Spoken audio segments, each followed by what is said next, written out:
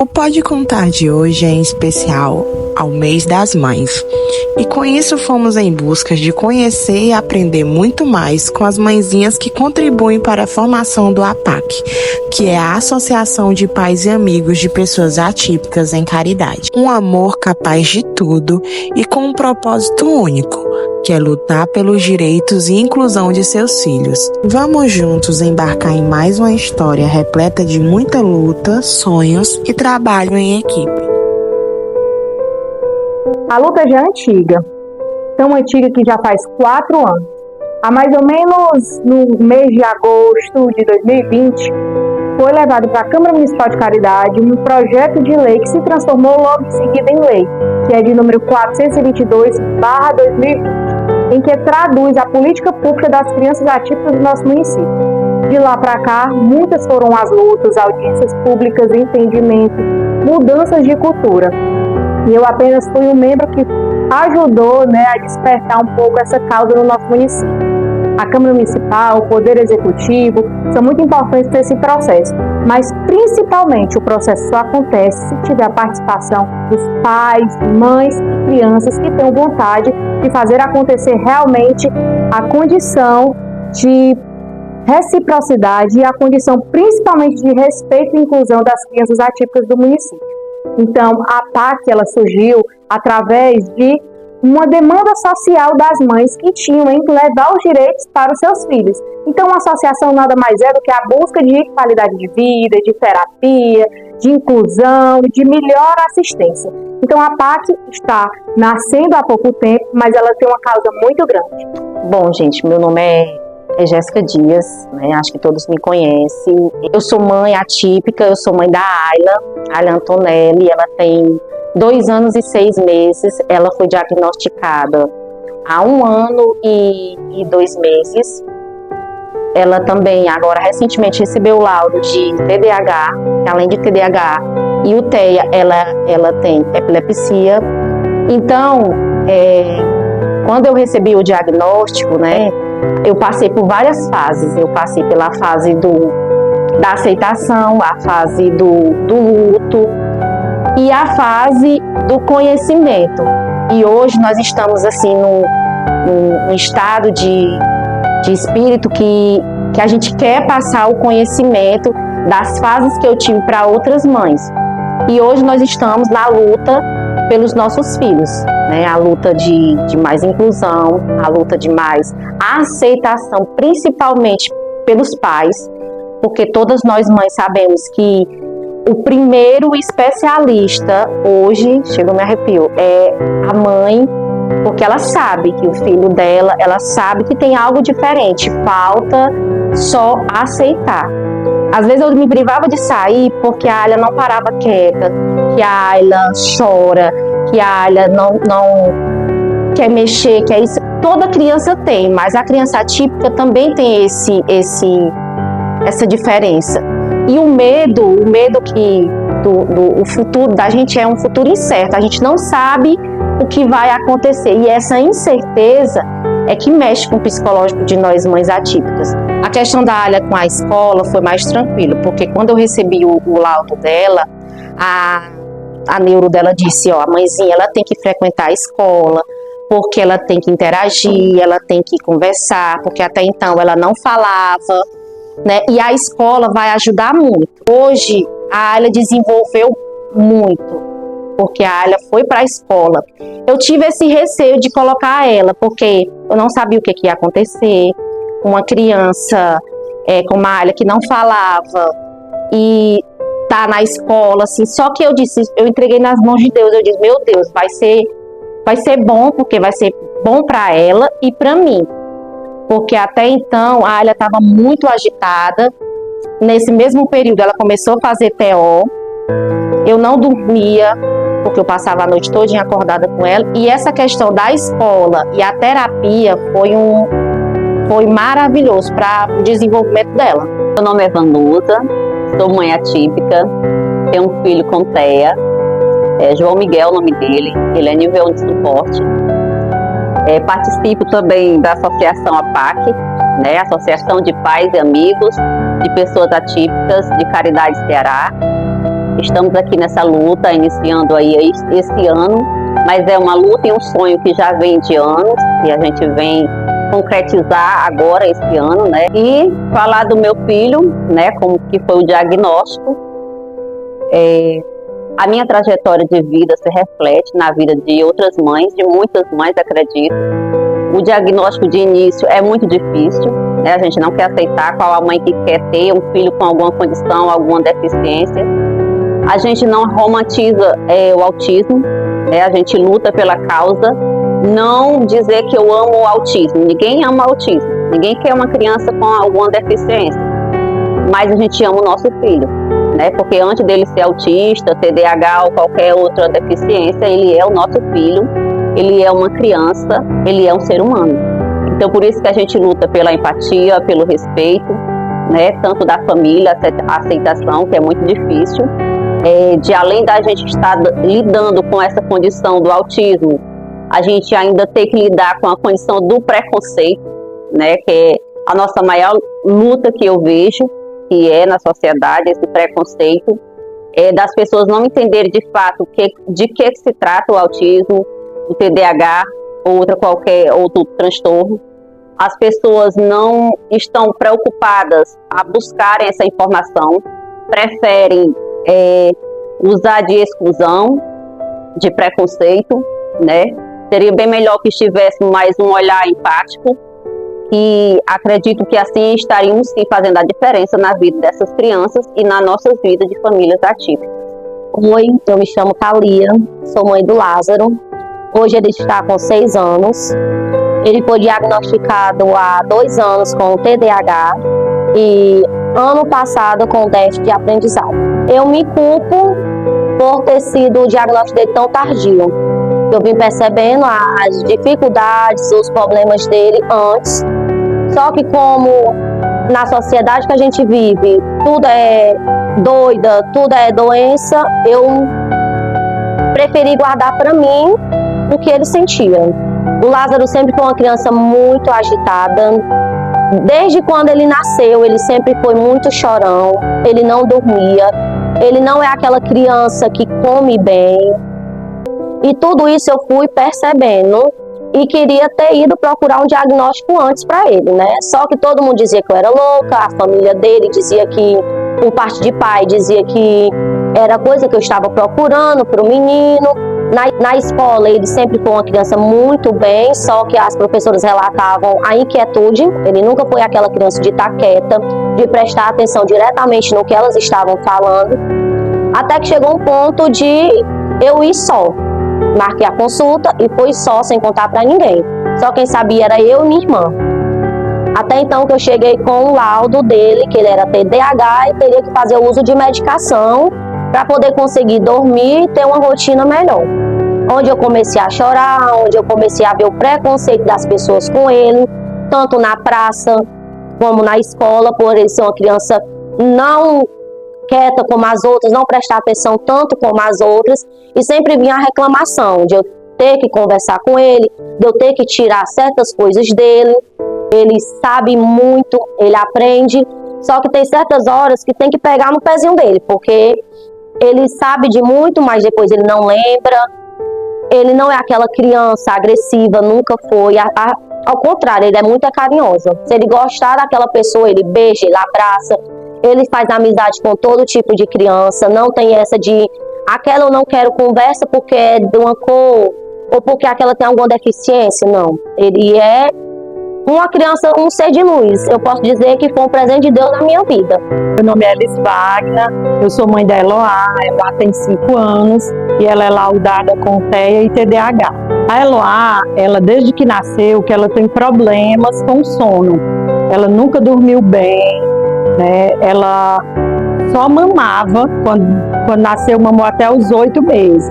Depois eu tive que começar a trabalhar, e aí eu tive que parar a mama, começar, né, a tirar a mama, e aí começou as dificuldades da seletividade alimentar. Então a Eloá, ela tem seletividade alimentar, eu não sei se eu posso usar essa palavra assim, severa, porque ela não come muita coisa, e eu tenho que me desdobrar como mãe para reinventar cada dia algo para ela conseguir comer. Além do problema do sono, a seletividade alimentar, ela também tem sensibilidade auditiva.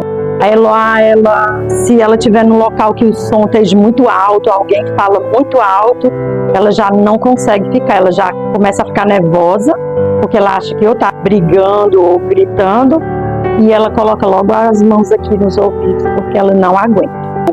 Eu ainda não aderi ao uso de abafador, mas eu pretendo, né?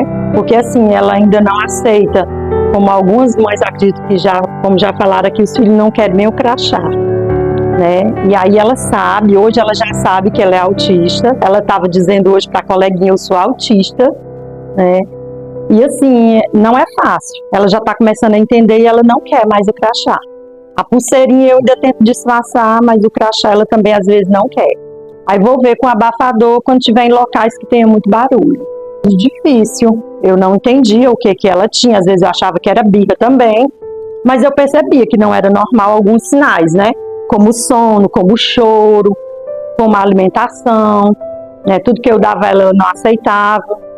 Hoje eu já vejo de uma forma diferente, depois que eu realmente também aceitei, porque foi muito difícil eu aceitar a minha filha ter essa deficiência, não foi fácil, para mim foi uma luta. Hoje não, hoje eu já procuro ter mais informação, estudar mais sobre isso, né? Ver lives, depoimentos de mães como essas que estão aqui, tudo isso me ajuda. E para mim eu fico assim, muito satisfeita de ter recebido o convite que eu recebi para hoje estar vivendo a experiência que eu estou. Autismo não é o problema é a desinformação.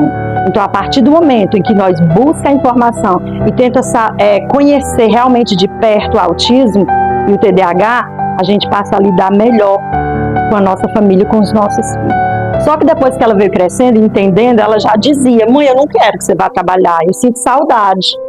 E a Eloá, ela é muito sentimental, né? Assim, ela é muito amorosa, ela sente, mãe, a senhora vai para o hospital, não me deixa sozinha, eu sinto tua falta. É difícil até hoje, mas eu tenho que deixar. Oi, me chamo Fátima, tenho um filho de 13 anos, Marcos Vinícius. Bom, gente, há 10 anos ninguém sabia o que era, né? Sofri muito na creche, porque ele não ficava dentro da sala. E com 2 anos foi que ele conseguiu ficar dentro de uma sala de aula. E isso todos os anos é uma batalha para nós, nas escolas, nas praças. E é isso, hoje ele tem 13 anos, quer namorar. Eu me sinto perdida. Estou aqui à frente com as meninas da Associação APAC. Estou aprendendo ainda. Eu acho que eu vou aprender sempre. Todo dia eu acho que é um aprendizado. E eu amo ele, né? Tenho medo dos olhares das pessoas. Tem dia que ele não quer usar o crachazinho, porque dizem que as pessoas ficam olhando para ele de cara feia. O que eu peço da população é que olhe para eles com mais amor, sabe?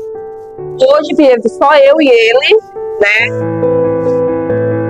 Mas assim, no começo foi bem difícil, porque o pai dele pensava que era porque birra, né? Não queria comer porque não sentia fome, porque quando eu dizia não faz isso, às vezes ele não fazia, e quando eu dizia não, ele se batia, se mordia, o que tinha perto dele ele tacava nele.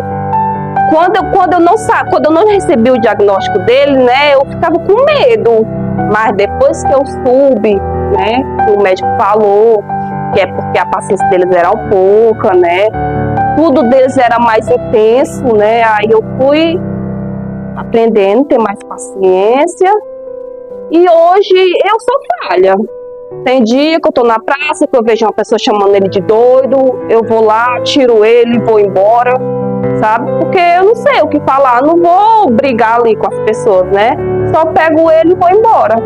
Ultimamente ele tem me perguntado quando é que vai pro colégio sozinho, quando é que vai poder namorar, quando é que vai ser livre. né? Eu digo, você é livre, né? Mas eu quero ficar perto de você. Quando você tiver maiorzinho, você vai sair sozinho. É bem relativo na escola, né? Tem professores que precisam ser mais capacitados, Jamile, sabe? Porque se eu for brigar com os professores que já falaram, trataram ele mal, eu acho que eu ia presa. Porque mas tu não se decide qual é o horário que tu quer, por causa que ele tem problema, né, no sono. Aí eu fico tentando, né, mudar para ver se dá certo. Ficam perguntando por que ele não faz a atividade, né? Por que ele só faz uma, duas questões. É tanta coisa. A associação iniciou com a junção de sonhos de mães que lutam por um mundo melhor, sem preconceitos e mais inclusão, trazendo pelo 2º ano consecutivo, com total apoio da vereadora Sade, que luta pela causa desde o início, a caminhada em alusão ao mês de conscientização sobre o autismo, que acontece sempre no mês de abril. A turma dele tinha um Pedrinho, da Nilânia. Ele tem uma paixão enorme pelo Pedrinho. A Nilânia até fala comigo, eu até me emociono, porque a Nilânia fala que o Lázaro é uma das crianças que sempre ajudou ele, o Pedrinho em sala. Quando o Pedrinho ele tem, né, a dificuldade de aprender, de realizar as tarefas.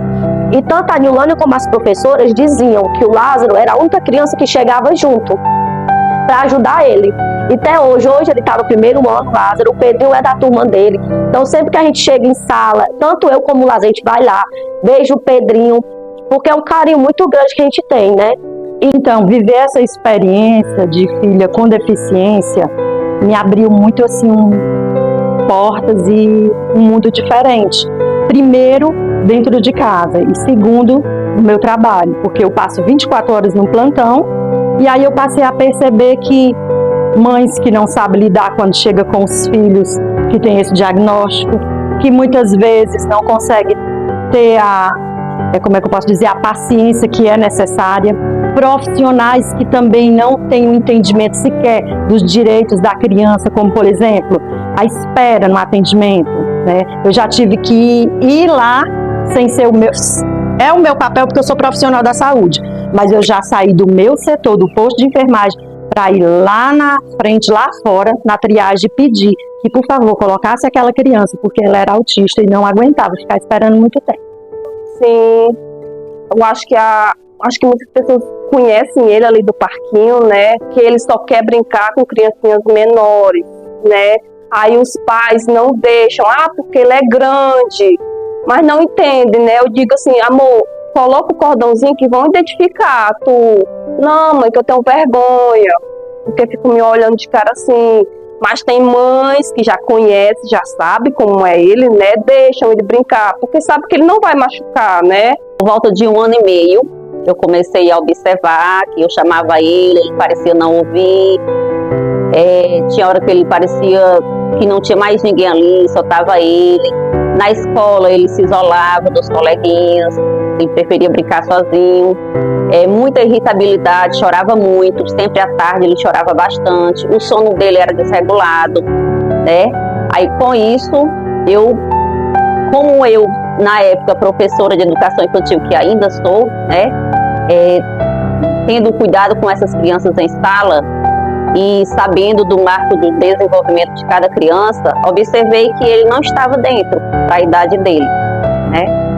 Aí então passei a buscar por respostas, fui estudar a fundo sobre o assunto, né? Fui em busca do diagnóstico, de realmente saber, buscar um profissional que pudesse me dar essa resposta. Eu acho que essa questão da dor foi mais pela minha família, porque além de eu ter recebido o diagnóstico da Ayla, eu levei muito nome de doida, porque primeiro o preconceito começou da minha própria família. Disseram assim, tu tá louca, a menina não tem nada, tá procurando doença.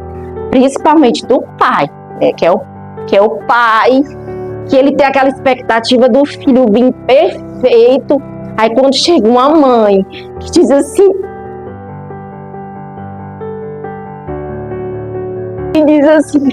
Não, a minha filha é autista, eu sei que tem algo diferente. Ah, eu levei muito nome de doida. Minha família dizia, não, a criança não tem nada. Principalmente o pai. Aí eu lutava para que a minha filha tivesse um tratamento e lutava com a família que aceitasse. E é com esses relatos, carregados de amor, carinho, compreensão e esforços, que possamos nos inspirar e abraçar essa causa. E lembrando sempre que esse movimento iniciou em nossa cidade através de mães que amam seus filhos incondicionalmente.